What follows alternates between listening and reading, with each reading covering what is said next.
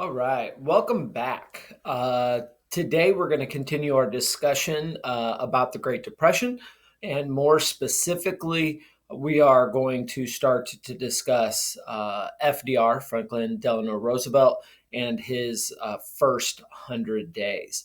So, the first thing we've got to talk about is the election of 1932. Clearly, the number one issue in America at the time is the Great Depression, and how do we handle the Great Depression?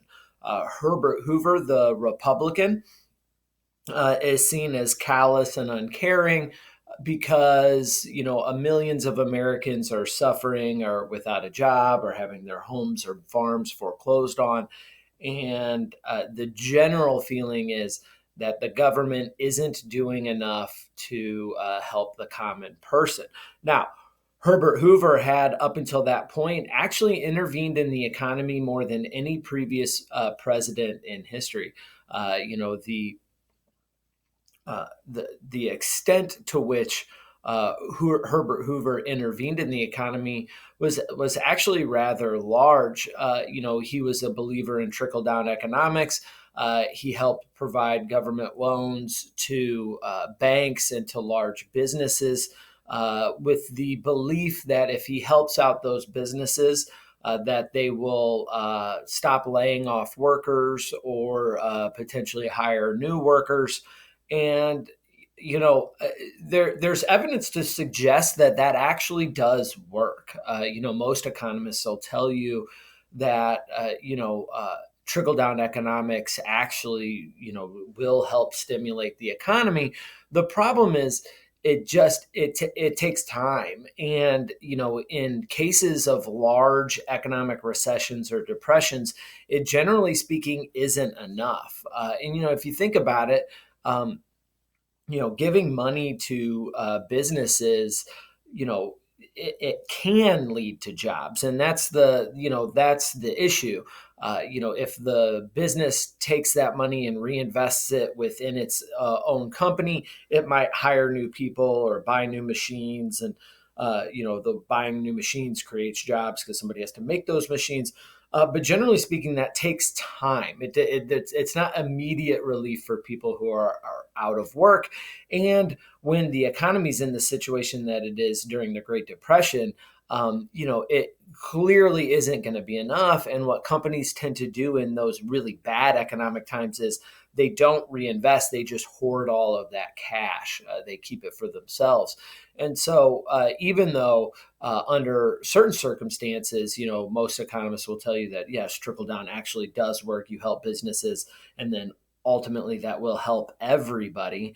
That it's just during the Great Depression is not going to be enough. And FDR immediately recognizes that. So the Depression is clearly the biggest issue.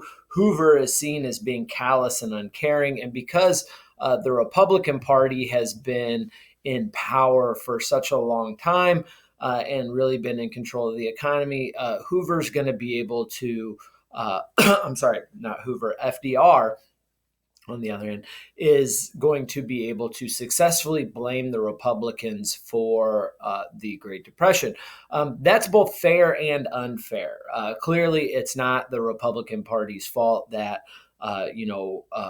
businesses overproduced during World War I. It is clearly not the Republicans' fault that there's a drought in the Midwest causing the Dust Bowl.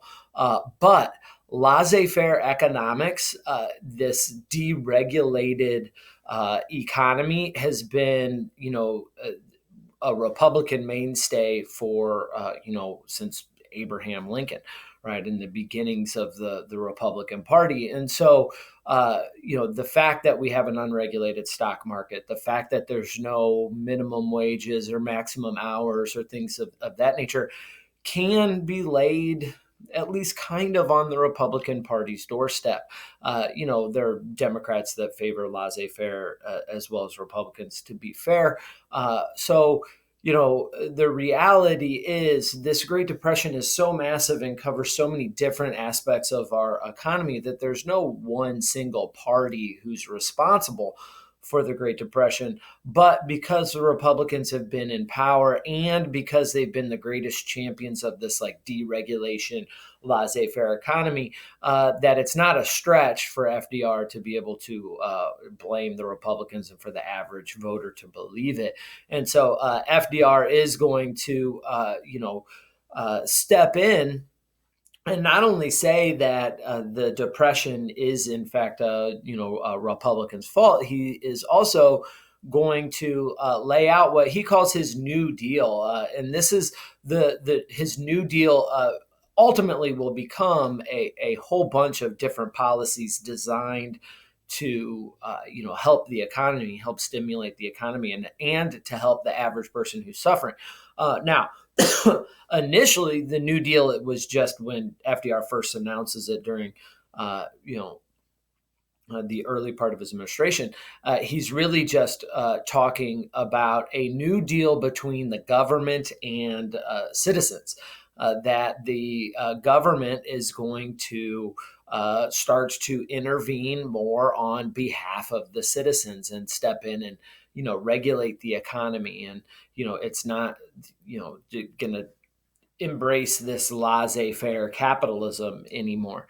And so the New Deal is essentially, during the 1932 campaign and the first 100 days of FDR's administration, it evolves from essentially just a promise that the government is going to step in on the side of the common man, and then eventually becomes a concrete plan of policies that will be referred to as FDR's alphabet soup policies. And we'll see why they're called the alphabet soup policies here in just a minute. So FDR, because he is able to successfully blame Republicans and because he offers up this New Deal to voters, is going to be able to win the 1932 election in what is essentially a landslide.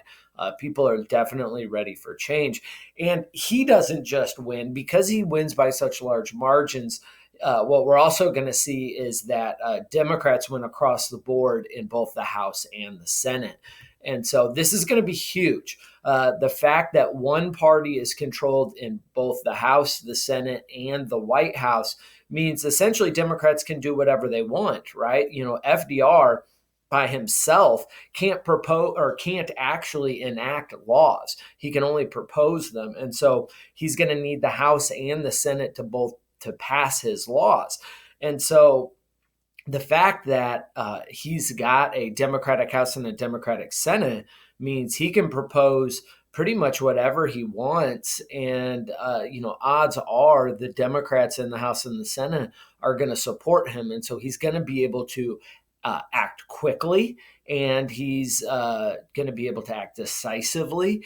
And, he's going to change our economy forever. And he's definitely going to change the role that the American government plays in our economy, and he's going to change presidential powers forever. He's going to make the powers of the presidency far greater than any other previous president. So the New Deal. The New Deal is going to be characterized by what I like to refer to as the 3 R's.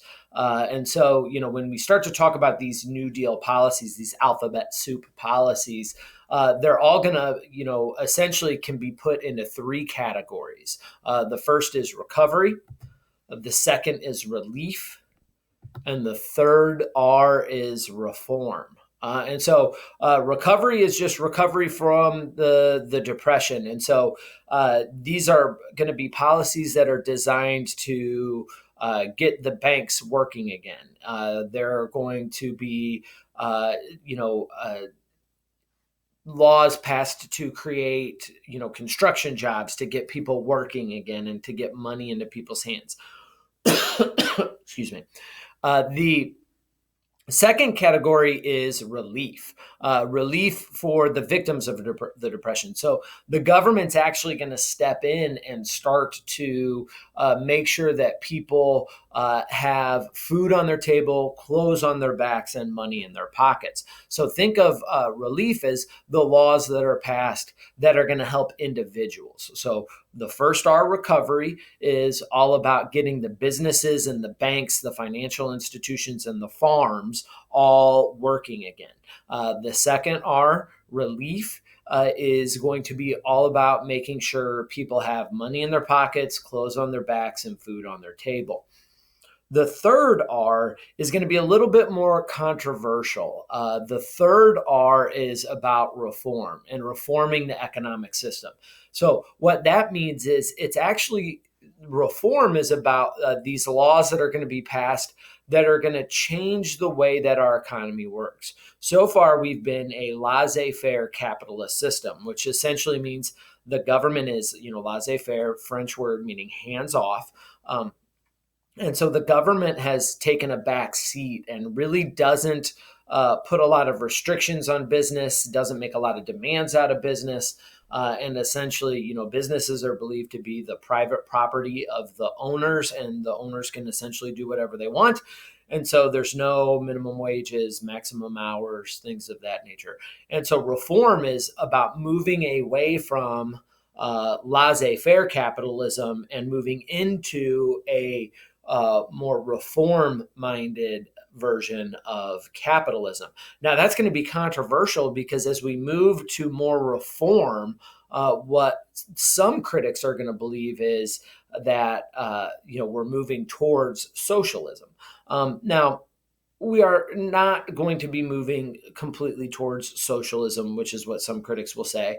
Now, as we regulate the economy more and more, we are definitely moving in that direction. But that's not necessarily a bad thing. We need to we need to make some of these changes, and FDR is going to embrace that. So the three R's of the New Deal: recovery, relief, and reform. Now, when FDR first steps into office, the first thing that he thinks needs to happen is people need to restore confidence in the banks. The banking system is vitally important to our economy, and he knows it. The rural banks closed because these farmers had took out loans during World War I to be able to meet the demand, wartime demand. We essentially had to feed all of America. We had to feed all of Great Britain, and we had to feed all of France. And so farmers bought up more land, and they had to take out loans to do that. They bought up more equipment to be able to farm all that land, and they had to take out loans to do that. And then when the war ended, all the demand went away, but the loans and the loan payments kept coming. And so farmers defaulted, they couldn't pay back these loans, and the rural banks closed. Well, the urban banks, the city banks, are going to find themselves in trouble too, because even though they're not offering loans to farmers who are defaulting, they were taking people's money and investing it in the stock market. And we all know what happened to the stock market on October 29th, 1929. Stock prices plummet and banks lose all their money. And then we start to see runs on the urban banks. And so people are realizing like, oh man, the banks are running out of money. And if I don't get my money out right now, then, and my bank fails, I'm going to lose all my money. There was no FDIC, Federal Deposit Insurance, back then. And so if a bank went out of business and you had money in that bank, you just lost all that money. And so people pulled all their money out of the banks. Well, this is disastrous for the American economy because when we have a situation with unemployment somewhere between 25, which is the actual number of people that are looking for work and can't find it, and 33%, which includes not only the people that are looking for work and can't find it, but the people who are out of work and stopped looking. So we've got about a third of America that don't have jobs, that need jobs. When the banks disappear, those people are going to have an even harder time finding a job because no new businesses are being created. If a entrepreneurial person wants to start a business, almost always they don't have enough money to start that business on their own. They have to go to banks and get a loan to be able to afford the building and the equipment and the payroll to pay their workers that they're going to need. So if the banks fail, it's going to be real hard to create new jobs. And FDR recognizes that. And so what he has to do is he's going to have to convince people to take their money and put it back in the bank. That's a tough thing to do because, in trying times when people are concerned about, paying their rent or their mortgage and buying food, they're not going to want to put their cash into a bank if they might potentially lose their banks. And so one of the first things FDR does is he declares a national banking holiday. And he just essentially shuts down all the banks across America. And he says, nobody's allowed to get their money out. We're just going to freeze it. And then he's going to have the banks open up their books to federal employees. And these federal workers, people that work for the government, so they're people who have the average citizen's best interest in mind, are going to go through and they're going to look at the banks and figure out if the banks are solvent, whether if they have money or not. And because some banks were very responsible and people were pulling their money out even though there was no need. And so they create a ranking system for these banks, tier 1, tier 2, and tier 3. And so if you're a tier 1 bank, that means you're good, they have plenty of money, they've made good investments, and they're completely safe. Those tier 1 banks are going to be allowed to be opened relatively quickly. And so what this does is it keeps people from being afraid that if they keep their money in the bank or put their money back into the banks that are open, it keeps them from being afraid that they might lose their money. The government came in, looked at it and said, this bank is good. You can keep your money in that one. The tier 2 banks are banks that are, have some cash, but have made some bad investments, and they're kind of on the border. They might close, they might run out of money.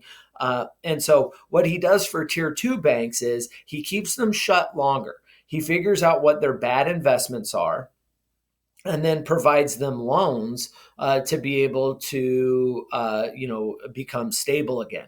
And once the government is convinced that those tier 2 banks are stable, then they open back up. And so any bank, as these banks are opening up, and they're opening up kind of at all different times, what happens is people are just reassured that that bank is in fact safe to put your money in. Now, I think we can guess what the tier 3 banks are. The tier 3 banks are banks that just have made terrible investments. They've lost their money, and those banks end up having to stay closed. And then the government comes in and figures out a fair way to distribute that bank's resources to the investors, to the depositors, people like you and me that keep their money in the banks. And so that is, later on, we're going to see laws that are going to reassure people and insure people's money in the banks. And it's why today, nobody's really concerned about, keeping money in their checking account and losing that money. And all those things are important. And I think FDR and, FDR's administration doesn't get enough credit for, the bank ranking system that he created because, passing a law and creating deposit insurance, that takes massive amounts of time. And, we needed an influx of cash into these banks immediately.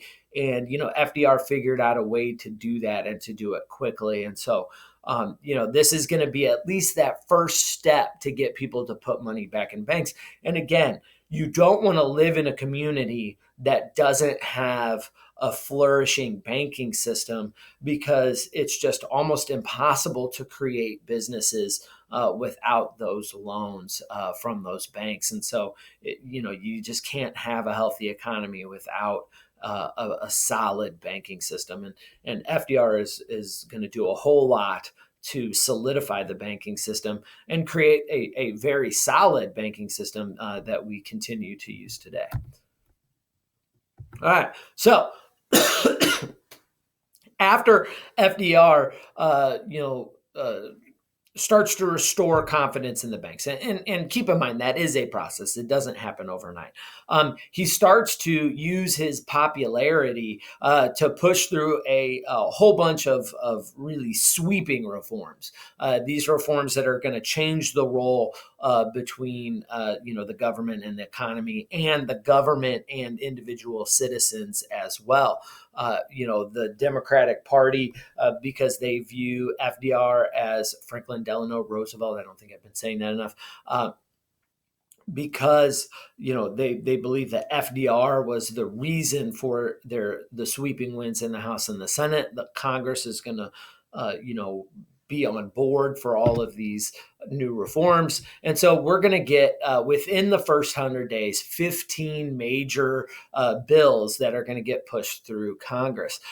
These bills, these laws that get created are going to be called FDR's alphabet soup policy. They're called the alphabet soup policy because a lot of them have these kind of long names, and so they all get abbreviations to go along with them. And so it's you'll see. I'll show you a chart here in a minute, and it's it's going to be a whole lot of abbreviated bills here. So, like I said before, the first thing he did was close the banks, right? And then came the alphabet soup policies. All of these policies really kind of have one thing in common. They're going to significantly increase the role of the government in the economy. FDR's got a whole diverse group of advisors, of people advising him on how to handle the economy. And, he really does try to have a lot of diversity of thought within his group of advisors. They end up being called the brain trust because they're all these like intellectuals, that have economic backgrounds. The one thing that all of these guys do have in common, though, is that they all believe in a significantly larger role for the government in the economy. And by the way, his wife, Eleanor Roosevelt, is also one of his, biggest advisors. Now, they have a really strange personal relationship, but Eleanor Roosevelt is really going to be, the link between FDR and the common man. Eleanor is going to travel the country and have, very deep correspondence with a lot of working people across the country, and she's going to go a long way to keep him honest and to make sure that he stays connected to the average American. Because when you're dealing with all these heady economic policies, it's really easy to get lost in the math of the economy and forget about the average Joe. And so FDR's wife is going to do a good job of keeping FDR grounded. The other thing she's going to do is she is, because of her activism, she's going to change the role of the first lady for every other first lady that followed her. Today we're well aware that first ladies generally pick a cause and use their husband's time in the White House to promote that cause. That tradition really takes off during FDR's administration. So when we look at the alphabet soup policies, we've got a chart here for you to look at. You can see on the left, you're going to get the name of the law and the abbreviation. On the in the middle column there, you're going to have the dates that they're enacted, and you can see that they're all pretty much boom, boom, boom, boom, boom, one right after another. And then on the right, you can see the function of those laws. We're going to go over all of these laws individually in part 2 of this lecture and kind of give you a little bit more detail about them. But I wanted to show you guys, when I'm talking about alphabet soup policies, I want to show you what I'm talking about here. It's the CCC, the TVA, the AAA, the FERA, the NRA, not the National Rifle Association. It's the National Recovery Administration, which, by the way, is unconstitutional. The FDIC, the PWA, the CWA, and the SEC. Later on, when we talk about the second New Deal, you're going to see a whole other list of laws and alphabet soup policies that are going to get passed. But you see, when you look through this list, there are environmental. There's laws that are getting passed to help environmental crises like the Dust Bowl. There's laws being passed to provide rural electrification for one of the poorest regions in America. You're going to see laws to help farmers and businesses and banks, old people, construction. I mean, really, the government is, because the Great Depression is so expansive, the government is trying a little bit of everything, and it's trying to reach into all aspects of the economy to try and get things back to good. And FDR knows when he's passing these laws that some of them are going to work great and some of them aren't going to work at all. But there's really nothing that he's not willing to try and help the economy, even if the things he's trying are clearly unconstitutional, like dictating to businesses, how much they're going to produce and how much they're going to charge and how much they're going to pay their employees. He's willing to really try anything. So that is where we are going to leave off for part one of FDR's first 100 days. We will pick up here in part two.